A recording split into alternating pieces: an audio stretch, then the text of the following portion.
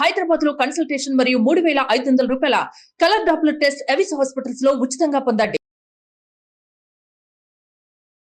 నమస్కారం ప్రియా చౌదరి గారు.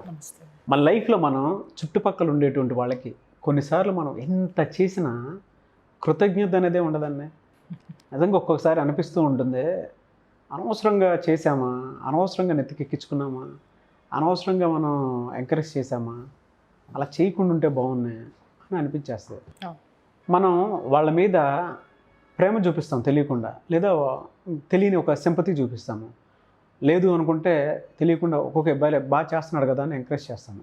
అది వాళ్ళు అర్థం చేసుకోకుండా మనం చేస్తున్నాం కదా అని చెప్పేసి ఎంత తీసుకొచ్చి పెట్టినా తీసుకురా అని మన దగ్గర నుంచి ఎక్స్పెక్ట్ చేస్తారే తప్ప తిరిగి గ్రాటిట్యూడ్ కూడా చూపించరు.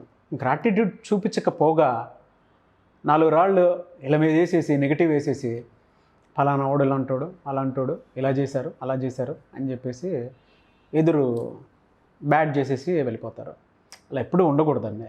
గ్రాటిట్యూడ్ లేకపోయినా పర్లేదు, కానీ ఒక మనిషికి ఆ కృతజ్ఞతా భావం లేకపోయినా పర్లేదు, కానీ ఆ మైండ్ సెట్ మాత్రం ఖచ్చితంగా మారాలి. నాగరాజు గారు, ఇక్కడ మీకు ఒక విషయం చెప్తాను. అసలు ముందు మిమ్మల్ని మీరు కరెక్ట్ చేసుకోండి.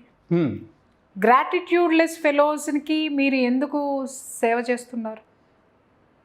ఫస్ట్ ఆ అనాలిసిస్ అనేటటువంటి ఆ ఐక్యూ మీకు ఉండాలి.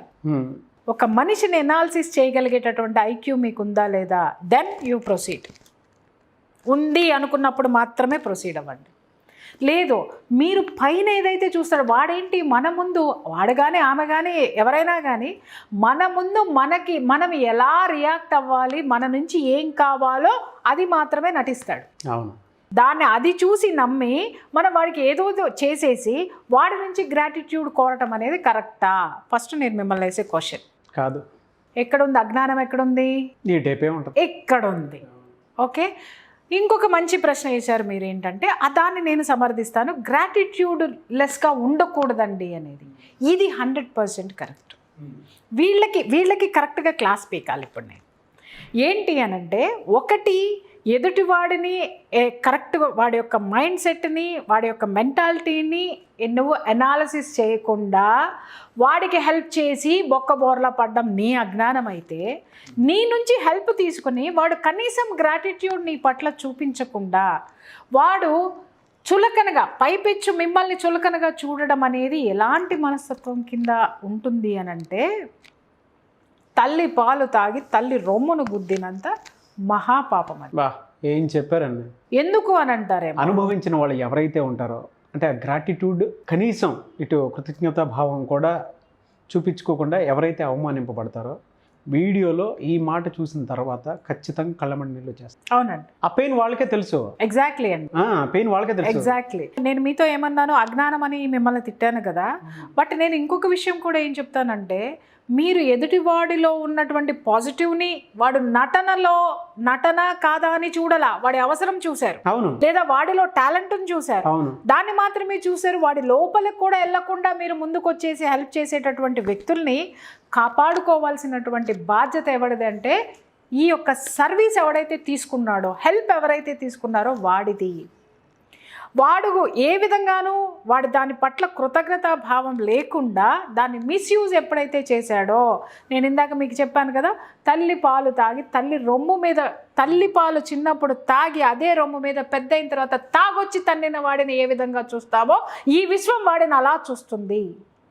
అది గుర్తుపెట్టుకోండి. గ్రాటిట్యూడ్ అనేది ఖచ్చితంగా మనము అందాకే ఎందుకు నాగరాజు గారు, ఈరోజు మనం ఇక్కడ కుర్చీలో కూర్చొని మన ఇద్దరం మాట్లాడుకుంటున్నాం, ఇన్ని కెమెరాస్ ముందు మాట్లాడుకుంటున్నాం, ఇన్ని లైట్స్ ముందు మాట్లాడుకుంటున్నాం, కెమెరామెన్ అక్కడ నించొని ఆపరేట్ చేస్తున్నాడు, ఇంత సర్వీస్ మనం తీసుకుంటున్నాం, శాటిలైట్ ద్వారా మనం రేపొద్దున టెలికాస్ట్ చేస్తున్నాం. ఇవాళ మనం కూర్చునేటటువంటి కుర్చీకి కూడా కూర్చునే ముందు హలో చెప్పాలి, కూర్చుని లేచిన తర్వాత థ్యాంక్స్ చెప్పాలి అనేటటువంటి జ్ఞానం మీలో నాలో ఎంతవరకు ఉంది చెప్పాలి. ఈ మైక్ లేకపోతే మనం పని చేయలేము, మన వాయిస్ బయటికి వెళ్ళదు.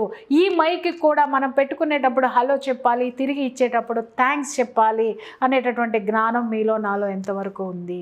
అలాగే ఈ కెమెరాకి మనం కూర్చునేటప్పుడు హాయ్ చెప్పి వెళ్ళేటప్పుడు థ్యాంక్ యూ చెప్పి వెళ్తే అది తిరిగి మనకి ఎన్నో రెట్లుగా సర్వీస్ ఇస్తాయన్న సంగతి మీకు తెలుసా? వస్తువులకి ప్రాణం లేదు అనకండి నాగరాజు గారు. వస్తువులకి ప్రాణం లేకపోతే ఒక ప్లాస్టిక్ అనేది ఒక ఈ కుర్చీలో ఏమున్నాయి, దూది ఉంది, ఈ కుర్చీలో దానిపైన క్లాత్ ఉంది, చెక్క ఉంది, ఇన్ని వస్తువులు ఉన్నాయి. దూది ఎలా ఉండాలి, ఉండలానే ఉంటే ఇంత స్పాంజ్లా కుర్చీ షేప్లో ఎలా అమర్చగలిగాడు? ఎలా అంటే అలా బ్లెండ్ అవుతుంది కదా, అంటే దానికి ప్రాణం ఉందని అర్థం కదా. అలాగే ఈ క్లాత్ ఉంది, క్లాత్ ఇలా వరుసగా ఉన్న క్లాత్ కుర్చీలాగా ఎలా మారిందంటే ఎలా మడిస్తే అది అలా మడచబడి కుర్చీ యొక్క ఆకారాన్ని సంతరించుకుందంటే దానిలో ప్రాణం ఉందా లేదా? అణువు పరమాణువులు పాఠం నేర్చుకున్నాం మనము. ప్రాణం ఉందా లేదా?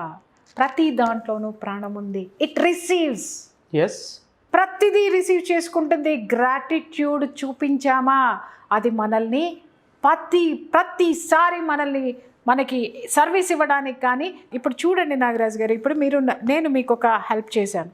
ఇప్పుడు నేను ఆటోలో వచ్చాను, పొరపాటున పర్సు మర్చిపోయి వచ్చాను నేను ఇంటి దగ్గర. లేదు, 100 రూపాయలు సరిపోతాయి కదా అని ఆటో ఎక్కాను. ఆటో దిగిన తర్వాత 150 రూపాయలు అయినా నా దగ్గర లేదు. మీరు అలా పోతున్నారు, నేను అపరిచితురాలిని, ఎవరిని అడిగేటటువంటి పరిస్థితి లేదు. ఆటో వాడితోటి బాబు 100 ఉన్నాయి తీసుకోండి, వాడు ససేమిరా అన్నాడు. మీరు అలా పోతూ ఆ గొడవ విన్నారు. ఏంటమ్మా ఏం జరిగింది అని అన్నారు. సార్ నా దగ్గర 100 ఉన్నాయి, 150 అయింది, వీటి తీసుకోవట్లేదు అనగానే పర్వాలేదమ్మా అని 50 ఇచ్చి మీరు వెళ్ళిపోయారు సార్. వెళ్ళిపోగానే నా మనసు ఎలా ఉంటుంది సార్ ఆ సిచ్యుయేషన్లో? మీరు నన్ను ఆదుకున్నందుకు దేవుడే. నేను జీవితంలో మర్చిపోలేను. ఎవరు ఏ మంచి మాట చెప్పమన్నా నేను ఇదే ఇన్సిడెంట్ చెప్తా. ఆ మహానుభావుడు ఎవరో కానీ 50 రూపాయలు ఇవ్వకపోతే ఆ రోజున అలా దేవుడల్లే వచ్చి ఆదుకున్నాడు. That is gratitude. That is call gratitude. ఎందుకంటే ఆ గ్రాటిట్యూడ్ నేను చూపించేలోపు మీరు వెళ్ళిపోయారు. మనం ఎప్పుడైతే ఆ మనిషిని మనస్ఫూర్తిగా తలుచుకొని దేవుళ్లాగా వచ్చాడని మెచ్చుకుంటున్నామో అది మనం అతనికి తిరిగి చూపించేటటువంటి గ్రాటిట్యూడ్. అలాగే నాగరాజ్ ఇక్కడ ఉన్నాడు, ప్రియా చౌదరి ఇక్కడ ఉంది. అర్జెంటుగా ప్రియా చౌదరికి ఇప్పటికిప్పుడు 10,000 కావాల్సి వచ్చినాయి. ఇంట్లో రూపాయి లేదు, ఏమీ లేదు, నాకు అవసరం ఉంది. ఇమ్మీడియట్గా నేను ఏదో ఫీల్ అవుతుంది, ఏంటి మేడం అలా ఉన్నారు? ఎవరినో నా చుట్టుపక్కల అందరినీ అడిగాను, నాకు ఎవరు ఇవ్వలేదు. ఎందుకు ఇవ్వలేదు అని అంటే ఏమో ఇది మళ్ళీ తిరిగి ఇస్తుందో లేదో అనుకొని ఇవ్వలేదో, లేకపోతే దీనికి ఎందుకు ఇవ్వాలి అని ఇవ్వలేదు, లేదా వాళ్ళ దగ్గర లేకపోయి ఇవ్వలేదు, తెలీదు, ఎవరూ ఇవ్వలేదు. నేను ఏంటి మేడం అనగానే లేదయ్యా పలానా దానికి నాకు 10,000 కావాలనగానే అయ్యో మేడం ఎందుకంత ఆలోచిస్తారని టక్కు మనం ఏ అవసరమో కూడా అడగలా. అది నేను చీర కొనుక్కోవడం అవ్వచ్చు, లేకపోతే ఇంట్లో గ్రాసరీస్ అవ్వచ్చు, లేకపోతే ఇంకేదైనా ఇంకా అత్యవసరం అవ్వచ్చు, అది అడగలేదు. మీరు చూసింది ఏంటి? నన్ను చూడంగానే నేను బాధపడుతున్నాను అనగానే 10,000 అని అనగానే ఆ 10,000 టక్కుమని ఇమ్మీడియట్గా పిలిచారు. మేడం మీరు ఫస్ట్ తీసుకొని మీ అవసరం తీర్చుకోండి అని అన్నారు. ఇమ్మీడియట్గా నేను దాన్ని నా డబ్బు రాగానే తిరిగి ఇవ్వడం వేరు నాగరాజు గారు. కానీ జీవితంలో ఎప్పుడైనా సరే ఇమ్మీడియట్గా నా మనసులో నుంచి ఒక ఆశీర్వాదం అయితే మీకు వస్తుంది. నాయన చాలా థ్యాంక్స్ నాగరాజు గారు, మీరు చల్లగా ఉండాలి, హ్యాపీగా ఉండాలి, ఒక మాట నా నోటి నుంచి రావాలి, నా నోటి నుంచి బయటకు అనడానికి సిగ్గైతే కనీసం లోపల ఆశీర్వదించాలి. అలాగే నేనెప్పుడు ఎదురు చూడాలి, నేనెప్పుడు మీకు ఉపయోగపడతానా, ఏ విధంగా ఉపయోగపడతానా? రేపొద్దున మేడం రేపొద్దున 7:30కి మీరు రాగలరా? అయ్యో భలేవాడివయ్యా, నేను 7ంటికే వస్తా. ఎందుకంటే రోజు 9ంటికి వచ్చేదాన్ని, రేపటి నుంచి 7ంటికే వస్తా. ఎందుకు వస్తాను? నా అవసరాన్ని గుర్తించినటువంటి వ్యక్తివి నువ్వు కాబట్టి నీ పని కోసము నేను 7ంటికే వస్తా. That is call gratitude. ఇక్కడ నాకు ఒకటి చెప్పాలని అనిపిస్తుందండి. ఏంటది? కొన్నిసార్లు అంటే మనకు తెలియకుండా మనం ఒక్కొక్కరు ఎలా చేస్తాము అని అంటే పక్కనోడు బాగుండాలని లైఫ్ ఇచ్చేస్తాం వాళ్ళకి. లైఫ్ తీసుకున్న వాళ్ళు మీరు గ్రాటిట్యూడ్ చూపించకపోయినా పర్లేదు, కానీ దయచేసి అవమానించవద్దు. దానివల్ల నిజమండి, దానివల్ల మానసికంగా ఒక మనిషిని దెబ్బతీయటమే, మనం కొలాప్స్ చేసేయటమే. 100%. గ్రాటిట్యూడ్ చూపించకపోయినా పెద్ద ప్రాబ్లం లేదు. అంటే సర్వీస్ తిరిగి ఇవ్వక్కర్లేదు మీరు అన్నట్టు, వేరే వాళ్ళ దగ్గరకి వెళ్ళి చెప్పి అవమానించి దెబ్బతీయద్దు మానసికంగా. ఇప్పుడు నేను మీకు ఇందాక చెప్పాను కదా, నేను 7ంటికి రావడం అనేది నేను మీకు తిరిగి చూపించే గ్రాటిట్యూడ్. డబ్బు ఏదో ఒక రోజు ఇస్తా, కానీ ఆ టైంలో ఇన్ టైంలో మీరు నన్ను ఆదుకున్నటువంటి ఆ సిచ్యుయేషన్కి నేను మీకు చూపించేటటువంటి గ్రాటిట్యూడ్, కృతజ్ఞత భావం ఏదైతే ఉందో అది నేను మీకు బ్లెండ్ అవ్వడం అంటే బానిసత్వం కాదండి.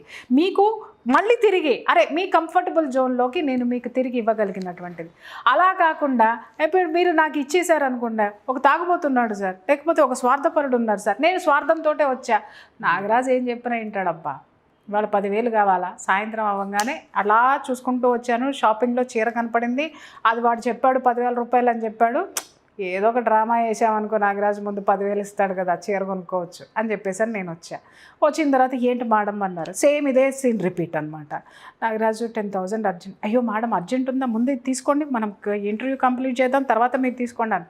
తీసుకొని జేబులో పెచ్చరా కొడుకు ఏది ఇచ్చాడు ఇచ్చాడు నేను తీసుకుంటున్నా శుభ్రంగా ఇంటర్వ్యూ అవ్వంగానే జంప్ వెళ్ళిపోయి ఆ చీర కొనేసుకుని దాన్ని ఏ అవసరానికి కావాలో ఇది చేసుకుని కనపడిన వాడు అందరికీ కూడా పెచ్చనా కొడుకు ఏం చెప్పినా నమ్ముతాడు. వాడు ఒత్త పిచ్చోడబ్బా, వాడంత ఎదవ ప్రపంచంలో నేను చూడలేదబ్బా, వాడు ఎంత ఎదవగాడంటే ఎవడేం చెప్పినా నమ్మేస్తాడు, వాడు సంగతి నాకు తెలుసులే అని మాట్లాడాను అనుకోండి నాగరాజు గారు, అది మీకు చేరిందనుకోండి, నాకు సహాయం చేసినటువంటి బాధ కంటే కూడా, నేను అవమానించినటువంటి అవమానం కంటే కూడా మీరు నాకు సహాయం చేసినటువంటి సంఘటన ఏదైతే ఉందో, ఆ సందర్భం ఏదైతే ఉందో, అది మిమ్మల్ని బాగా పించేస్తుంది. మామూలుగా కాదు, బాగా పించేస్తుంది. అరే ఈవిడ నాకు తల్లిలాగా భావించానే, లేకపోతే నా సిస్టర్లాగా భావించానే, లేకపోతే నాకు ఆత్మీయురాలని అనుకున్నాను, నేను ఇంత హెల్ప్ చేస్తే ఈవిడలో ఈ కోణమా, అరే నేను అలా చూశాను ఇలానా, అంటే ఇలాంటి వ్యక్తిగా నేను ముందు వెనక చూసుకోకుండా నేను హెల్ప్ చేశాను, పోనీ చేశాను కదా, కానీ నన్నెందుకు గుర్తించట్లేదు, సరే గుర్తించకపోయింది కదా, ఇలా మాట్లాడడం అనేది ధర్మమా న్యాయమా అని ఆలోచించి ఆలోచించి ఆలోచించి ఒక గాయం అయితే మాత్రం మీ మనసుకి నేను చేసేస్తాను నాగరాజు గారు. ఆ గాయం ఎవరికి తగులుతుందో చెప్పమంటారా నాగరాజు గారు?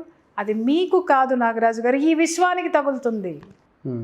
మీరు చేసిన మంచి అయినా విశ్వమే స్వీకరిస్తుంది, చెడైనా విశ్వమే స్వీకరిస్తుంది. మీరు ఎప్పుడు గాయంతో ఉన్నారనుకోండి, ఆ బాధను ఎక్కడికి రిలీజ్ చేస్తారు? విశ్వంలోకే కదా మీరు రిలీజ్ చేస్తారు. మీ నిట్టూర్పుల ద్వారా కానివ్వండి, లేకపోతే మీ ఆలోచనల ద్వారా కానివ్వండి, అవన్నీ విశ్వంలోకి రిలీజ్ చేస్తే విశ్వం తీసుకుంటుంది. విశ్వం తీసుకోగానే దానికి టచ్ అవుతుంది. అబ్బా ఏంటి నాగరాజు ఫీల్ అవుతున్నాడు, ఇమ్మీడియట్గా కనెక్ట్ అవుతుంది అనమాట. మీకు ఎక్కడ ఫీల్ అవుతాడు? ప్రియా చౌదరి అమ్మా మంచి చేశాడు కదా, స్వార్థానికి ఉపయోగించుకుందా, రైట్, వెరీ గుడ్ అని విశ్వము నాకెప్పుడు పాఠం చెప్పాలో రెడీగా ఉంటుంది నాగరాజు గారు. గుర్తుపెట్టుకోండి, ఇక్కడ మనిషికి పాఠాలు నేర్పించకపోవచ్చేమో కానీ, భగవంతుడు మనిషిని శిక్షించలేడేమో కానీ, ప్రకృతి మాత్రం వెంటనే దాని యొక్క బాధ్యతను మాత్రం తీర్చేసుకుంటుంది నాగరాజు గారు.